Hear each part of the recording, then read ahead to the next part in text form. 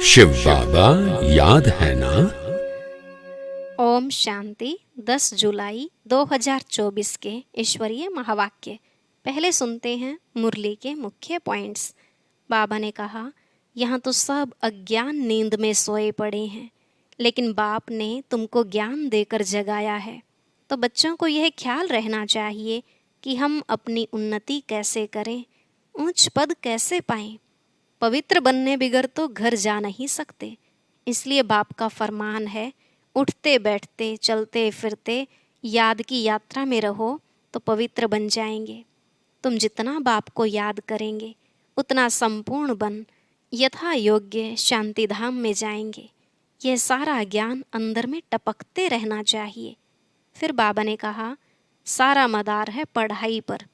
यह पढ़ाई ही source of income है। इसे पढ़कर तुम मनुष्य से देवता डबल क्राउन बन जाते हो। इसलिए दिन प्रतिदिन पढ़ाई में आगे बढ़ना है। दैवी गुण के बदले आसुरी अवगुण धारण करना, यह तो पीछे हटना हुआ ना। लास्ट में बाबा ने कहा, सारा दिन इसी चिंतन में रहना है कि अब हम आत्मा इस शरीर को छोड़ अपने घर शांति धाम में जाएंगी। यह शिक्षा और किसी को मिल नहीं सकती, परंतु पहले बाप की याद से गुलगुल जरूर बनना है, नहीं तो बहुत सजा खानी पड़ेगी। देह अभिमान में आने से उल्टे काम होते हैं। इसलिए हर सेकंड देही अभिमानी हो रहने का अभ्यास करना है। अब सुनते हैं महावाक्यों को विस्तार से। बाबा ने कहा, मीठे बच्चे, अब सतो प्रधान बन घर जाना है।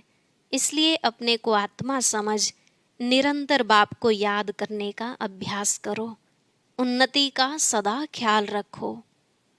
प्रश्न, पढ़ाई में दिन प्रतिदिन आगे बढ़ रहे हैं या पीछे हट रहे हैं, उसकी निशानी क्या है? उत्तर, पढ़ाई में अगर आगे बढ़ रहे हैं तो हल्केपन का अनुभव होगा। बुद्धि में रहेगा, यह शरीर तो छीछी है, इसको छोड़ना है, हमको तो अब घर जाना है। दैवी गुण धारण करते जाएंगे।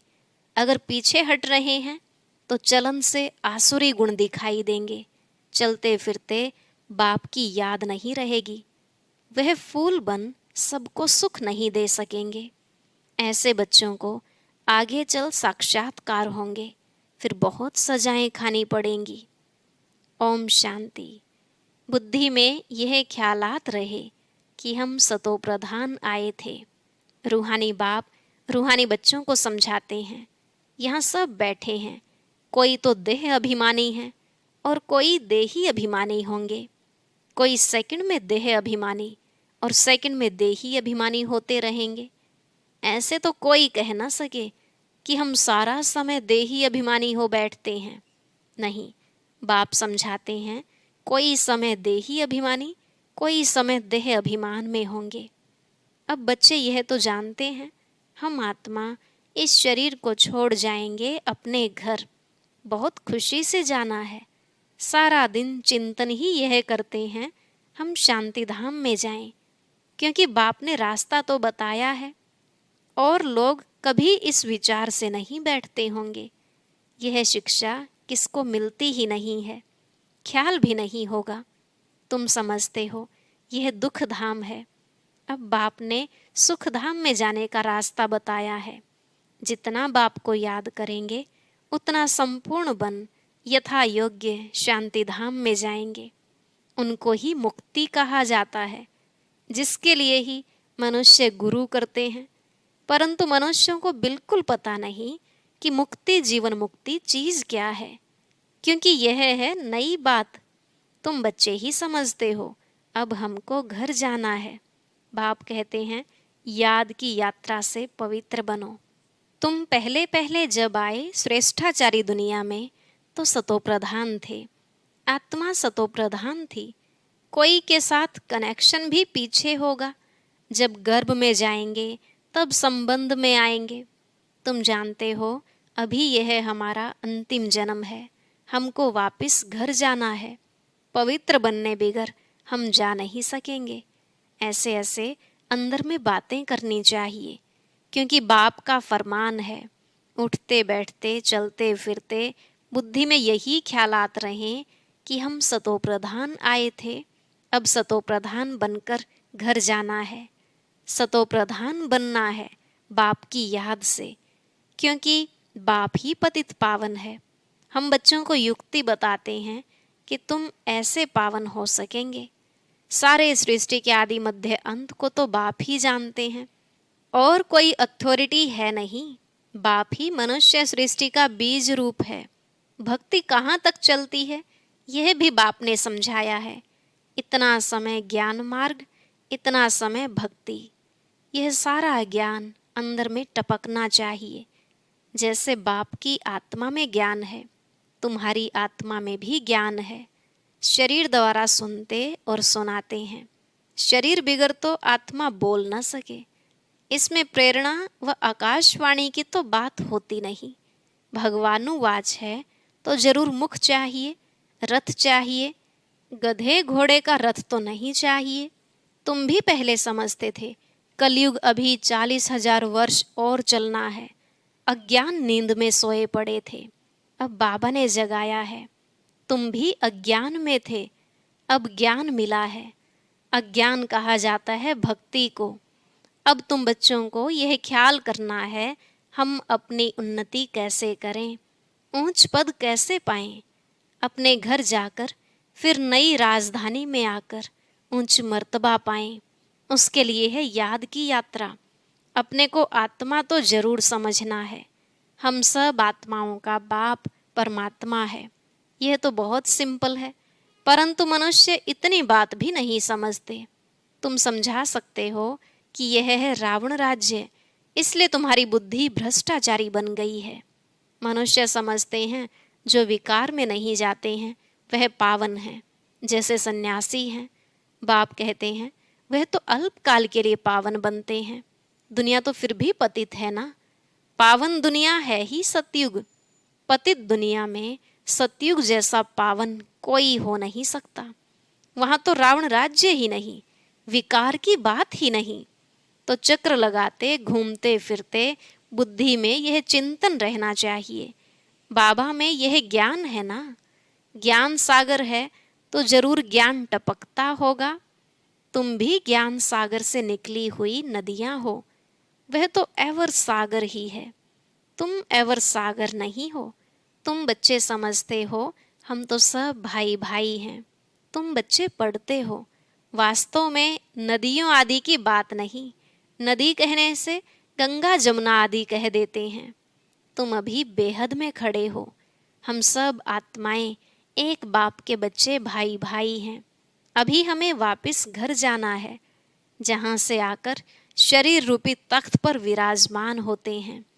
बहुत छोटी आत्मा है, साक्षात्कार होने से समझ ना सकें।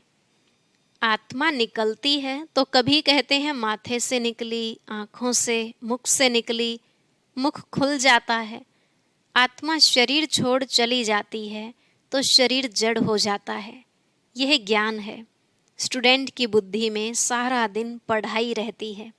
तुम्हारे भी सारा दिन पढ़ाई के ही ख्यालात चलने चाहिए।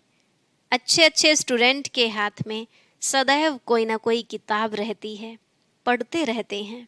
बाप कहते हैं तुम्हारा यह अंतिम जन्म है।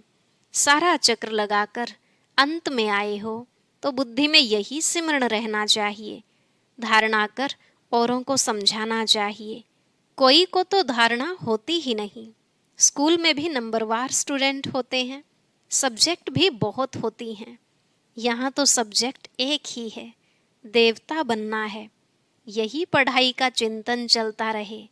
ऐसे नहीं पढ़ाई भूल जाए, बाकी और ख्यालात चलते रहें। धंधे वाला होगा, अपने धंधे के ही ख्यालात में लगा रहेगा। स्टूडेंट पढ़ाई में ही लगा रहेगा। तुम बच्चों को भी अपनी पढ़ाई में रहना है। कल एक निमंत्रण पत्र आया था इंटरनेशनल योग कॉन्फ्रेंस का। तुम उन्हों को लिख सकते हो। तुम्हारा तो यह है हठ योग। इसकी एम ऑब्जेक्ट क्या है, इससे फायदा क्या होता है। हम तो राजयोग सीख रहे हैं। परम पिता परमात्मा जो ज्ञान का सागर है, वह रचयिता हमको अपना और रचना का ज्ञान सुनाते हैं। अब हमको वापस घर जाना है। मन मना भव, यह है हमारा मंत्र। हम बाप को और बाप द्वारा जो वर्षा मिलता है उसको याद करते हैं। तुम यह हठयोग आदि करते आए हो, इसकी एम ऑब्जेक्ट क्या है? हमने अपना तो बताया कि हम यह सीख रहे हैं, तुम्हारे इस हठयोग से क्या मिलता है? ऐसा रिस्पॉन्ड नटशेल में लिखना है। ऐसे ऐसे निमंत्रण तो तुम्हारे पास बहुत आते हैं। ऑल इंडिया रिलीजियस कॉन्फ्रेंस का तुमको निमंत्रण आए और तुमको बोले आपका एम ऑब्जेक्ट क्या है, तो बोलो हम यह सीख रहे हैं। अपना जरूर बताना चाहिए। क्यों? यह राजयोग तुम सीख रहे हो। बोलो हम यह पढ़ रहे हैं। हमको पढ़ाने वाला भगवान है। हम सब ब्रदर्स हैं। हम अपने को आत्मा समझते हैं। बेहद का बाप कहते हैं अपने को आत्मा समझ मामेकम याद करो तो तुम्हारे पाप कट जाएंगे। ऐसी ऐसी लिखत बहुत अच्छी रीति छपा कर रख दो। फिर जहाँ जहाँ कॉन्फ्रेंस आदि हो वहाँ भेज दो। कहेंगे यह तो बहुत अच्छे कायदे की बात सीखते हैं। इस राजयोग से राजाओं का राजा विश्व का मालिक बनते हैं। हर 5000 वर्ष बाद हम देवता बनते हैं, फिर मनुष्य बनते हैं। ऐसे ऐसे विचार सागर मंथन कर फर्स्ट क्लास लिखत बनानी चाहिए। उद्देश्य तुमसे पूछ सकते हैं तो यह छपा हुआ रखा हो, हमारी एम ऑब्जेक्ट यह है। ऐसे लिखने से टेम्पटेशन होगी। इसमें कोई हठयोग व शास्त्रार्थ करने की बात नहीं। उनको शास्त्रार्थ का भी कितना अहंकार रहता है। वे अपने को शास्त्रों की अथॉरिटी समझते हैं। वास्तव में तो वह पुजारी हैं। अथॉरिटी तो पूज्य को कहेंगे, पुजारी को क्या कहेंगे? तो यह क्लियर कर लिखना चाहिए हम क्या सीखते हैं। बीके का नाम तो मशहूर हो गया है। योग तो 2 प्रकार का है, एक है हठ योग, दूसरा है सहज योग। वह तो कोई मनुष्य सिखला न सके। राजयोग एक परमात्मा ही सिखलाते हैं। बाकी यह अनेक प्रकार के योग हैं मनुष्य मत पर। वहाँ देवताओं को तो किसके मत की दरकार नहीं, क्योंकि वर्षा लिया हुआ है। वह हैं देवताएं अर्थात दैवी गुण वाले। जिनमें ऐसे गुण नहीं उनको असुर कहा जाता है। देवताओं का राज्य था, फिर वह कहाँ गए? 84 जन्म कैसे लिए? सीढ़ी पर समझाना चाहिए। सीढ़ी बड़ी अच्छी है। जो तुम्हारी दिल में है वह इस सीढ़ी में है। सारा मदार पढ़ाई पर है। पढ़ाई है सोर्स ऑफ इनकम। यह है सबसे ऊंची पढ़ाई, दी बेस्ट। दुनिया नहीं जानती कि दी बेस्ट कौन सी पढ़ाई है। इस पढ़ाई से मनुष्य से देवता डबल क्राउन बन जाते हैं। अभी तुम डबल सिरताज बनने का पुरुषार्थ कर रहे हो। पढ़ाई एक ही है, फिर कोई क्या बनते कोई क्या। वंडर है, एक ही पढ़ाई से राजधानी स्थापन हो जाती है। राजा भी बनते तो रंक भी बनते। बाकी वहाँ दुख की बात होती नहीं। मर्तबे तो हैं ना। यहाँ अनेक प्रकार के दुख हैं। फैमन, बीमारियाँ, अनाज आदि नहीं मिलता, फ्लड्स आती रहती। भल लखपति करोड़पति हैं, जन्म तो विकारों से ही होता है ना।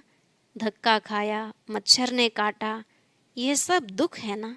नाम ही है रोरव नर्क, तो भी कहते रहते फलाना स्वर्ग पधारा। अरे स्वर्ग तो आने वाला है, फिर कोई स्वर्ग गया कैसे? किसको भी समझाना तो बहुत सहज है। अब बाबा ने ऐसे दिया है, लिखना बच्चों का काम है। धारणा होगी तो लिखेंगे भी। मुख्य बात बच्चों को समझाते हैं, अपने को आत्मा समझो।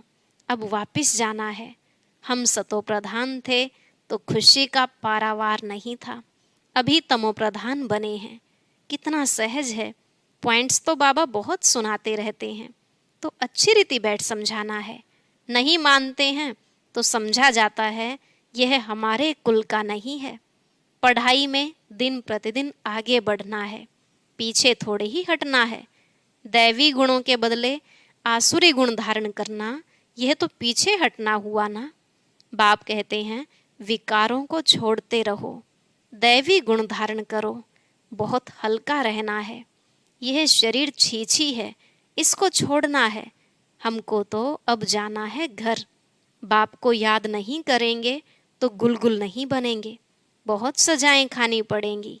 आगे चल तुमको साक्षात्कार होंगे, पूछेंगे तुमने क्या सर्विस की है। तुम कभी कोर्ट में नहीं गए हो, बाबा ने सब कुछ देखा हुआ है, कैसे यह लोग चोरों को पकड़ते हैं, फिर केस चलते हैं, तो वहाँ भी तुमको सब साक्षात्कार कराते रहेंगे। सजाएं खाकर फिर पाई पैसे का पद पालेंगे। टीचर को तो रहम आता है ना, यह नापास हो जाएंगे। यह बाप को याद करने की सब्जेक्ट सबसे अच्छी है, जिससे पाप कटते जाएं। बाबा हमको पढ़ाते हैं, यही सिमरण करते चक्र लगाते रहना चाहिए। स्टूडेंट टीचर को याद भी करते हैं और बुद्धि में पढ़ाई रहती है। टीचर से योग तो जरूर होगा ना, यह बुद्धि में रहना चाहिए। हम सब भाइयों का एक टीचर है, वह है सुप्रीम टीचर।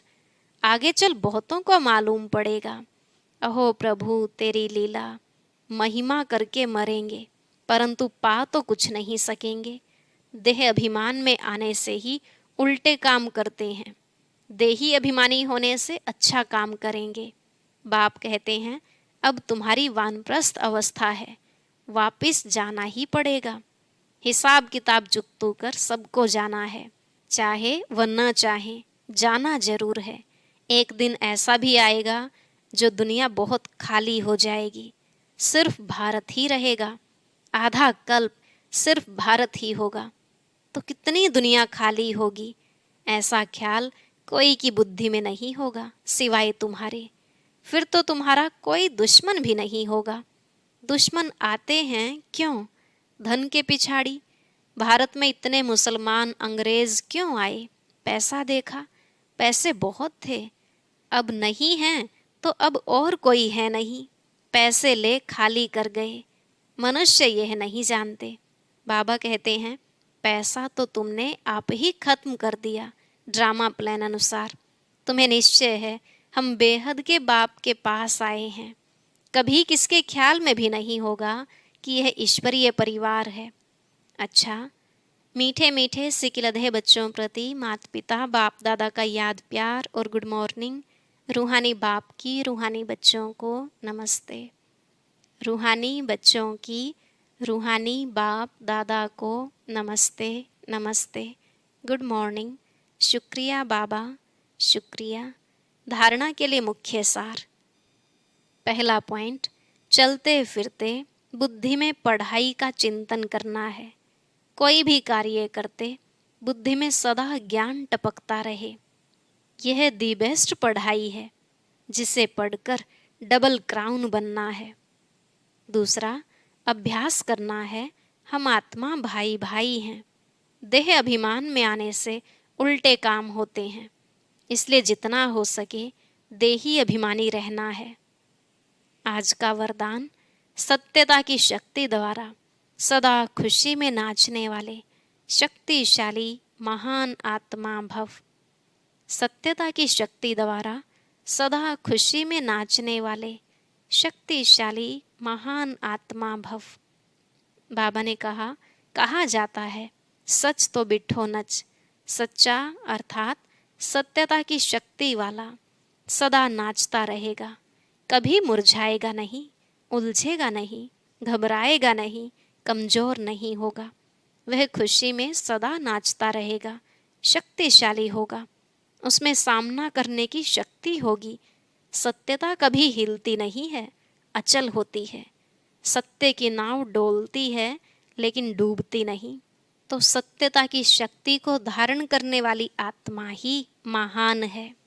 स्लोगन, व्यस्त मन बुद्धि को सेकंड में स्टॉप कर लेना ही सर्वश्रेष्ठ अभ्यास है।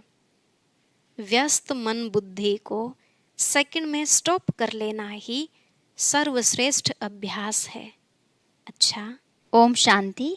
अब सुनते हैं आज की अव्यक्त मुरली। इसके लिए ऊपर दिए गए बॉक्स पर क्लिक करें।